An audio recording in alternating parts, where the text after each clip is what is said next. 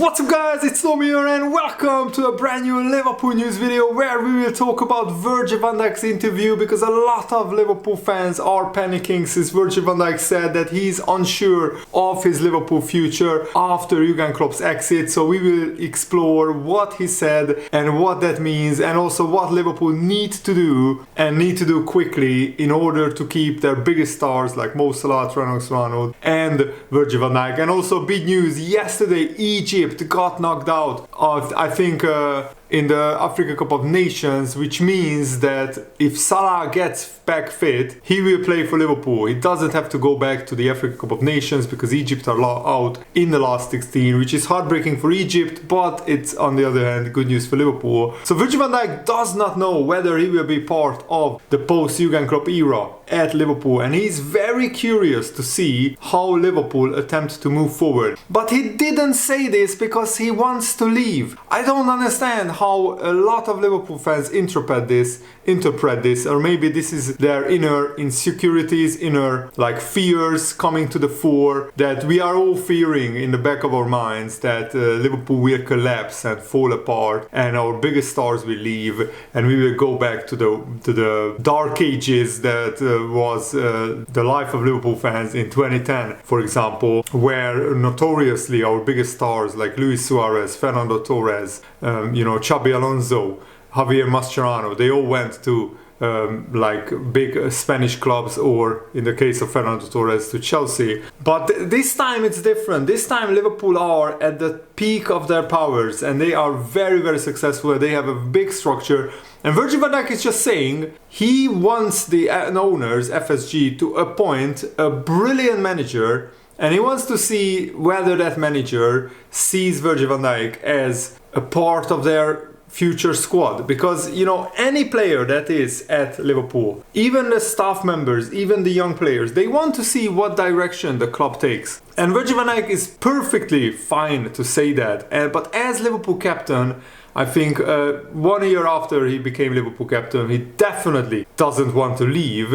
He only would leave if the next manager comes in and say, I don't want you in my squad. And there is no manager, I think, in the world who would come in and say to Virgil van Dijk, pack your bags and leave. Because he's one of the best, if not the best, centre-backs in the Premier League right now. And Virgil van Dijk said that FSG, the Liverpool owners, have a big job on their hands to replace Jurgen Klopp and his assistant managers and the sporting director Jörg Schmatke and the development coach Vitor Matos, Pep Yinders, Peter Krawiec are all leaving. And when Virgil van Dijk was asked, will he be part of the next Liverpool era at Liverpool? That's a big question. Well, I don't know. But he said this because he doesn't know who the next manager will be. He doesn't know where the club is going. He doesn't know whether the new manager wants him in their team, in their squad. And I'm thinking Virgil van Dijk just puts a little bit of pressure on the owners to appoint a brilliant manager.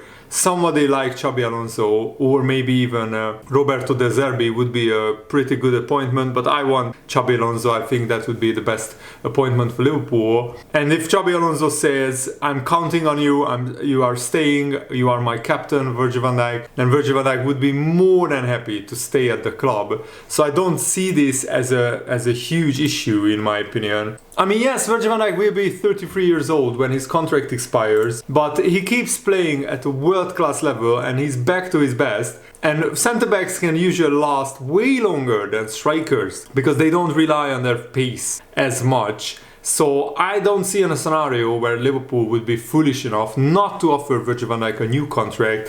And if a brilliant manager comes in and he counts on Virgil van Dijk, then Virgil van Dijk will sign a new contract and stay at Liverpool. And of course Van Dijk wants to know who the next manager will be. He wants to know how good of a next manager we are getting. And I think that's perfectly normal, that's perfectly understandable. Wherever you are in your workplace, if there are massive changes, like the whole ownership structure of the company that you are working for is changing, you definitely are not sure about the future. Even if you love working at that company, you don't know what direction the company is going. You don't know whether they will offer you a new deal, like in the case of Virgil van Dijk. You don't know who the next manager will be. You don't know the next sporting director. But everything needs to be ironed out. So that's why Liverpool wanted to announce Jurgen Klopp's departure in such an unusual time, bang in the middle of the season, because we need to find the replacement. We need to find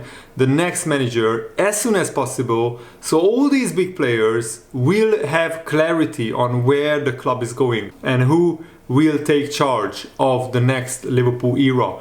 Who will start writing the next Liverpool story in this beautiful book of Liverpool Football Club's history. And I'm very optimistic about the future, because Liverpool have all the right people in the right place to choose the next manager, and we will talk about that as well. And when Virgil van Dijk was asked to elaborate on what he said, yes, I have 18 months left on my contract. The club will have a big job on their hands, that is well known, to replace the manager, and to replace not only the manager but the staff is leaving, and there are so many things that will change. So the club has a big job on its hands, and I'm very curious which direction that will go in. But when that will be announced, we will see our situation. So I can't say now. And I think that's true of all the big players. What Liverpool players need to concentrate on right now is try to win as many trophies as possible while Jurgen Klopp is still here, and then during the season we will probably find out who the next manager will be, and then all the big players will probably decide whether they want to be part of the new Liverpool era or not. Jurgen Klopp said, obviously it will be the end of Jurgen Klopp's era. I'm very glad that I'm still part of it.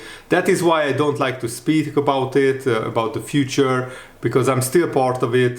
That is my main focus now. And we will see at the end of the season. Hopefully we have the success that we all dream of and fight for each other every day. And then there will be probably more clarification about what the club wants for the future, and then we will see the future. So Virgil van Dijk is keeping his options open, and I think that's perfectly understandable. But when your captain says this, obviously it frightens a lot of Liverpool fans, and it just puts a little bit of more pressure on the owners to pick the right manager.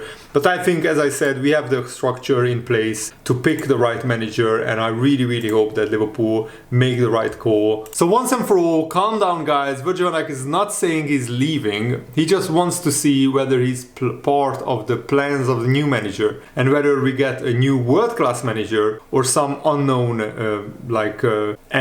unknown manager. Because if it's an unknown manager, then probably a lot of big players don't want to stick around, because the future will be very uncertain. So that's why Liverpool not only need to appoint a brilliant manager, but a manager who also has kind of a reputation already in world football. That's why I think Xabi Alonso is the perfect candidate. And I mean, if Trent, Van Dijk and Salah are not offered new contracts, and they are all huge legends of this football club already, even Trent, who is just 25 years old, he's already a Liverpool legend. Salah and Van Dijk, definitely. They won every single trophy that Liverpool can win, apart from the Europa League maybe, but we can put that right this season. So Liverpool should appoint these guys, or should give these guys new deals, no matter who the next manager is. But of course, you have to ask the next manager first. Do you want Salah to stay? Do you want Virgil van Dijk to stay?